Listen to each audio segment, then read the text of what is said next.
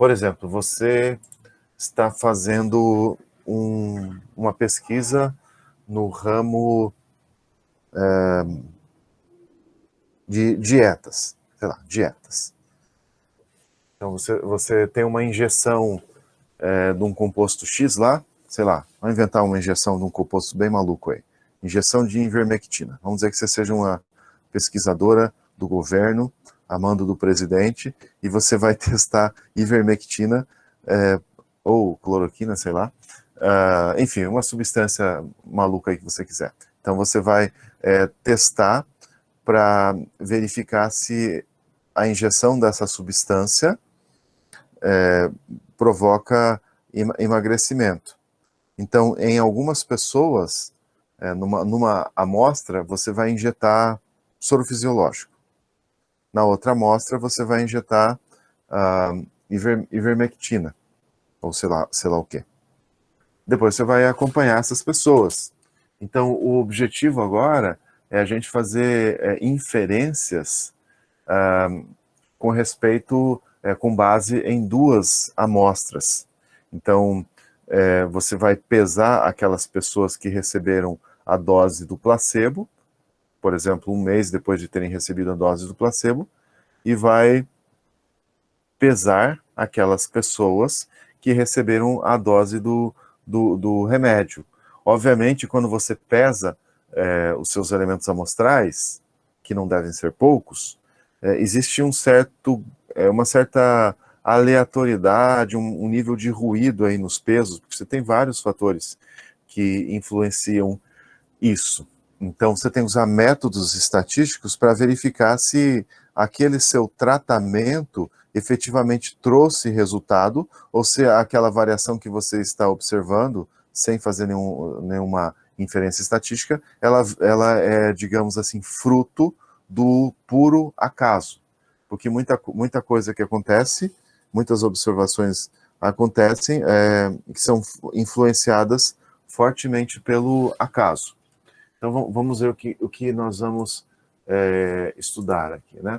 Então, o objetivo dessa aula é entender os métodos para estimar valores de parâmetros populacionais e métodos para testar hipóteses envolvendo dois conjuntos de dados amostrais, ao invés de apenas um conjunto de dados amostrais. Então, por exemplo, você tem dois tipos de cigarro. O cigarro com filtro e o cigarro sem filtro. E você quer testar se o nível de alcatrão inalado difere na amostra que recebeu o cigarro com filtro dos resultados da amostra que recebeu cigarro com filtro. Bom, então, vamos ver aqui conceitos chaves, né? A gente vai ver primeiro diferenças entre amostras dependentes. Então, imagine assim, você é professor ou professora de ginástica, ou sei lá, musculação, e você quer ter uma ideia se uma aula de 20 minutos de musculação faz variar o peso das pessoas. Não basta você pegar uma única pessoa e pesar antes e depois da musculação. Você tem que ter uma amostra. Então, de repente, você faz esse ensaio com uma amostra de 50 alunos. Então, como você vai pesar a pessoa antes e depois da musculação? Então, você tem, digamos assim, amostras emparelhadas. Então, os dois dados amostrais, pesos antes e peso depois, se referem a um conjunto de dados emparelhados. Então, nessa sessão, nós vamos desenvolver métodos para testar hipóteses e construir intervalos de confiança envolvendo a média das diferenças de valores das duas populações. Então, você pode ter lá, por exemplo, aquela sua injeção para emagrecer, agora sem testar sem ter um grupo de controle, tá?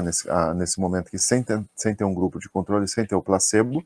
Então, você pega lá um conjunto de, vamos dizer, 50 pessoas e aplica a injeção. Você pesa essas pessoas antes e depois de aplicar a injeção. Então, você vai ter dados dependentes aí. Então, são dados emparelhados, é uma amostra emparelhada. Então, vou ler isso aqui com vocês. Então, na sessão, desenvolvemos métodos para testar hipóteses e construir intervalos de confiança envolvendo a média das diferenças dos valores de duas populações dependentes. Como as amostras são dependentes, há uma relação em que cada valor de uma amostra é emparelhado com o valor da amostra correspondente. Então, vamos ver aqui. Então, já expliquei o que são amostra emparelhada, né?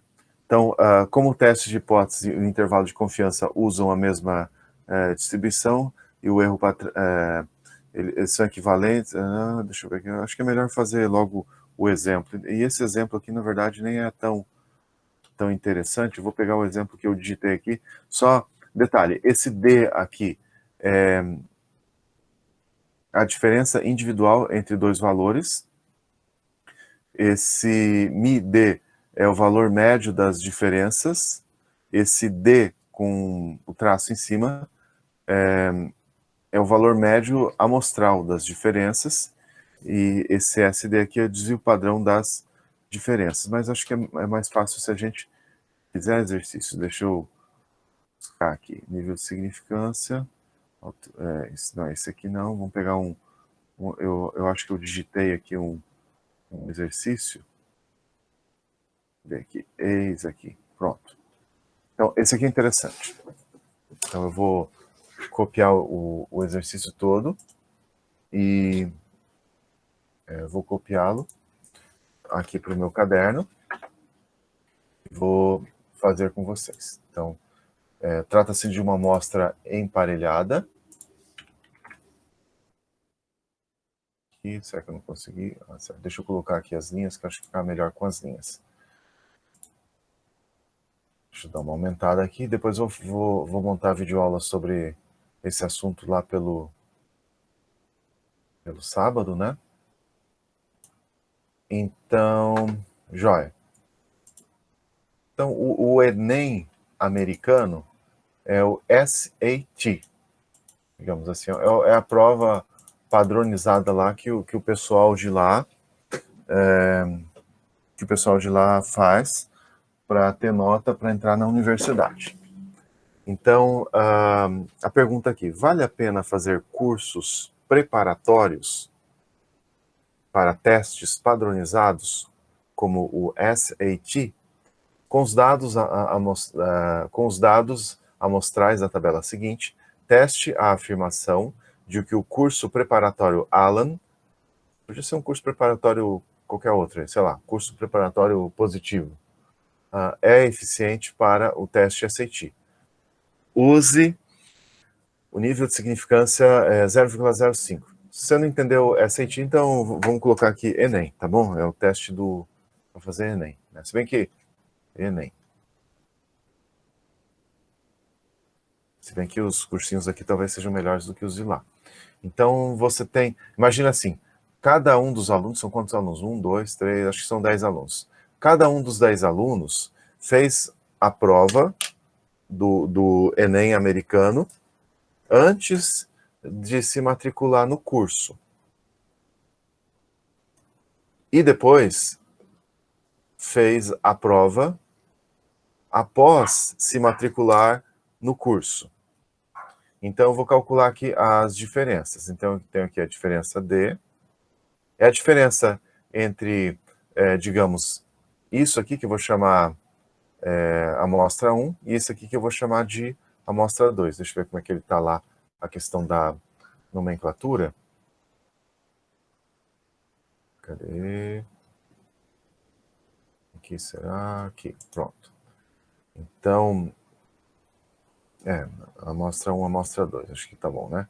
Então, os dados aqui são emparelhados, então cada par de notas corresponde à nota do aluno antes e depois de fazer o teste, o curso, tá? Então, o aluno fez preencheu a prova antes de fazer e depois de fazer. Então, 700 menos 20, aqui dá menos 20 a diferença, né?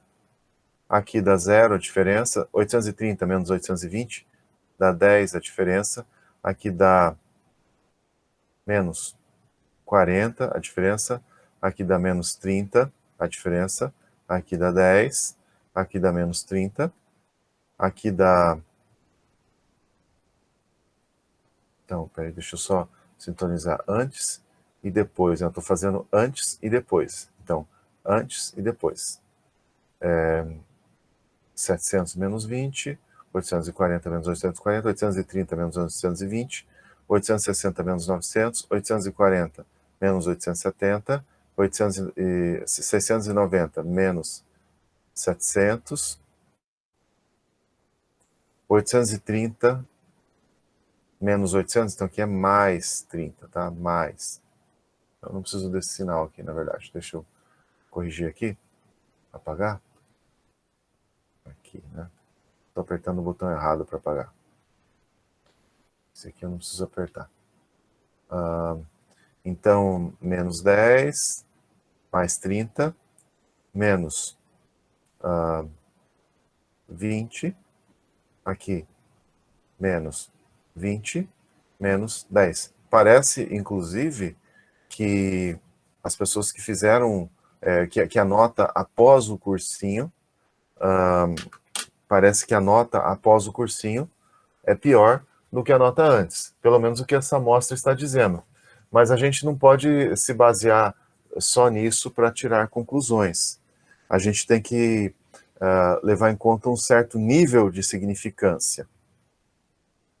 Então, antes de tudo, nós vamos calcular a média. Então, isso aqui é média amostral das diferenças.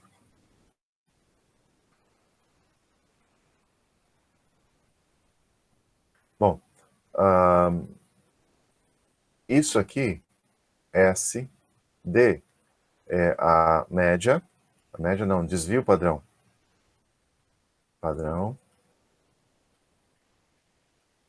amostral, padrão, não patrão. Então, tá errado aqui. Aqui, deixa eu apagar. Desvio padrão amostral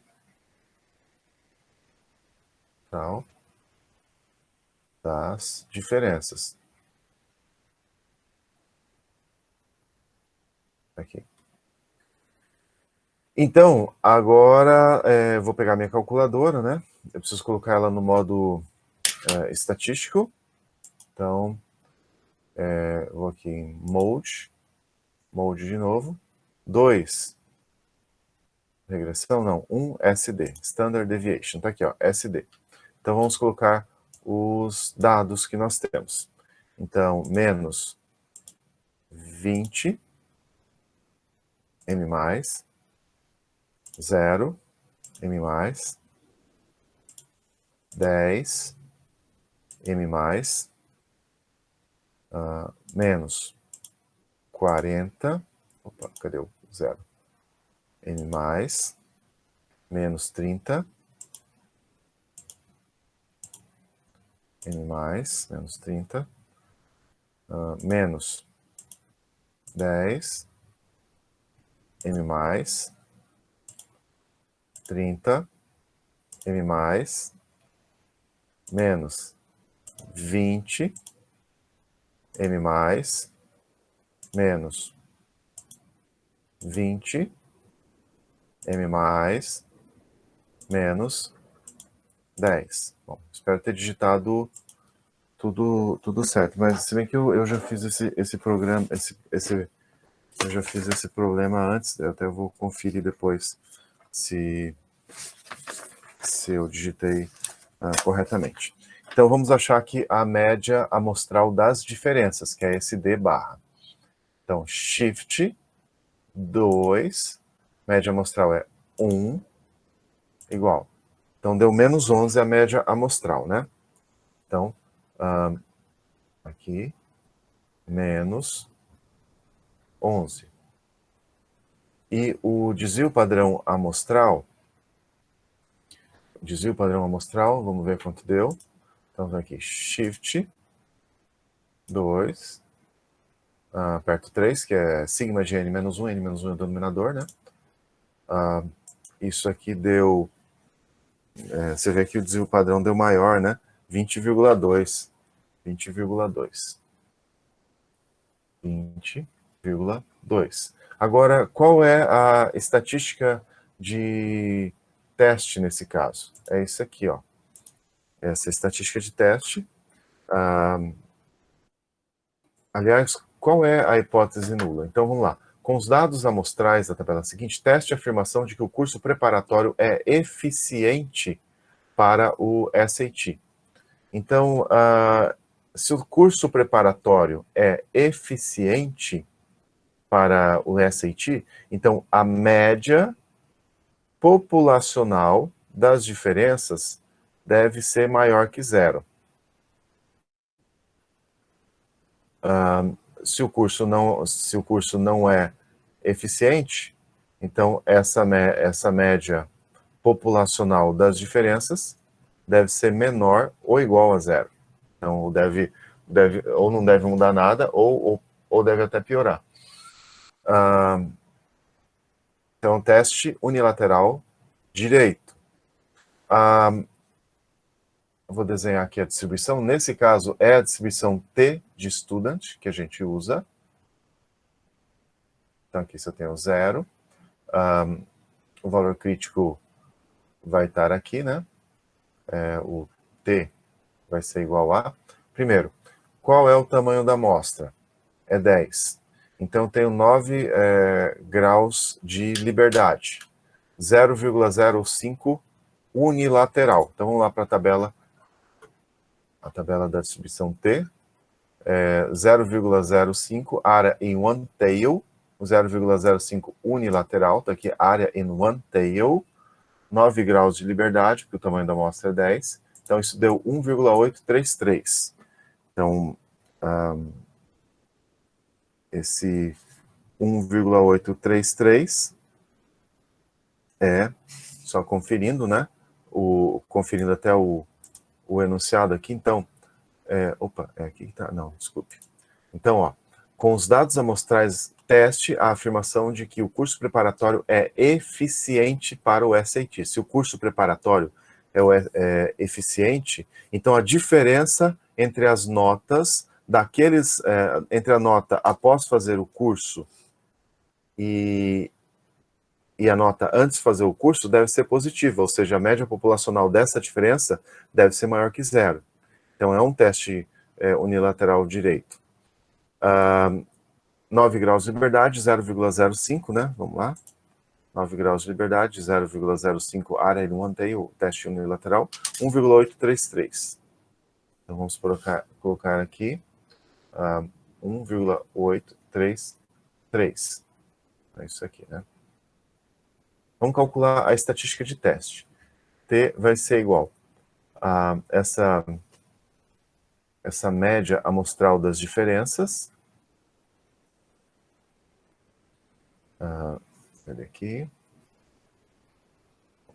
Média amostral das diferenças, menos a média populacional das diferenças, alegada, né?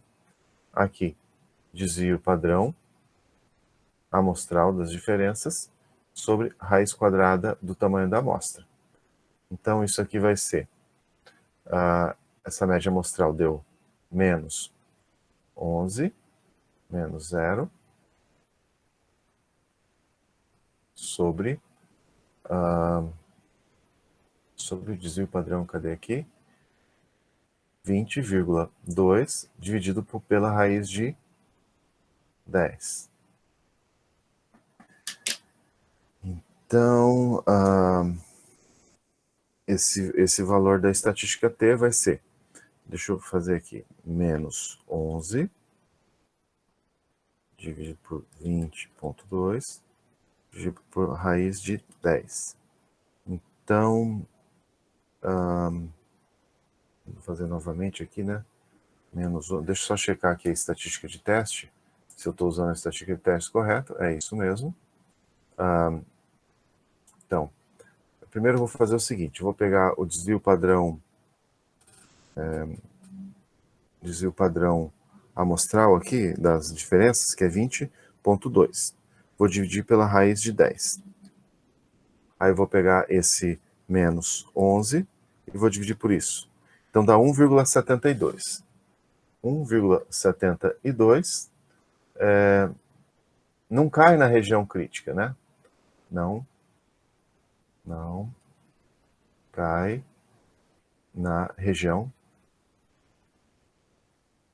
crítica.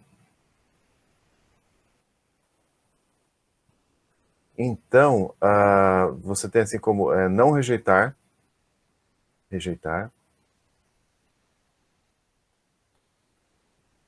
não